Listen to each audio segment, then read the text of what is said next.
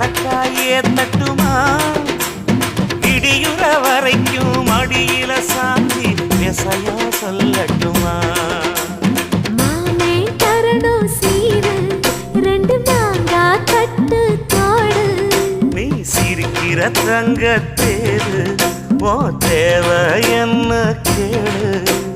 வெடல புள்ள நானும் ஒரு விவரம் கேட்க வேணும் தன்னானே தாமரப்பு புள்ள கள்ளாடும் தண்ணி இல்லை தாமர பூத்திருச்சே மாமா தாவணி வாங்கி வாங்க